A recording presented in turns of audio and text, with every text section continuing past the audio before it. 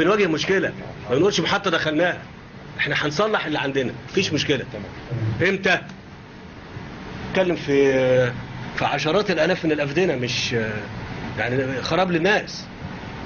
فاحنا مش، لا، ده الموضوع ده فورا، والتعويض للناس فورا مع بعض كلنا، الاسكان مع الري مع الزراعه مع القوات المسلحه. لا، تقسم المنطقه دي بالكامل علينا، وفي خلال ايام، يومين 3 4. مش كده احنا بنعمل ولا ايه؟ بدأنا فعلا، بدأنا. انا من فضلكم عندي اسبوع 10 ايام يا فندم لو سمحتوا. انت مش كانت مشكلتك الفلوس يا فندم؟ وانت مشكلتك الفلوس يا فندم؟ مفيش مشكله فلوس. يبقى تدبير الحاجه، وبقول بالامر المباشر على الهوا اهو لكل الناس، بس بلجنه.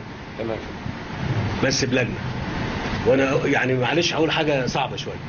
احنا قلنا قبل كده مفيش مشروع يفتتح ونقول انه خلص الا بكون دخلته الرقابه الاداريه ولجنه من الجهه المختصه بالمشروع مع القوات المسلحه. مش كده يا فندم؟ يبقى احنا حتى اللي هنعمله جديد مش هنقول ان الموضوع ده خلص الا كده تقرير يجي لي قبل ما نقول ان النهارده المصرف ده او المحطه دي اترفع كفايتها الا لما الثلاثه دول يخشوا، الجهه المختصه بالمشروع الرقابه الاداريه والقوات المسلحه، لجنه من الكليه الفنيه من الهيئه الهندسيه تقول الموضوع خلصان وكده تمام. يعني لما نيجي نقول رفع كفاءه المحطات والطرمبات اللي بنقول عليها ديت، اللجنه هتقول لي ان تمام. انا هقول لكم على حاجه، انا ما اعملش محطه زي كده هنا الا لما اكون متابع كل قنوات الصرف اللي بتاعتها والطرق اللي بتوصل لها. مش انا بقول لكم كده لما تيجي تعملوا حاجه شوفوا المنطقه المحيطه اخبارها ايه. دي عناصر مرتبطه بالمشروع.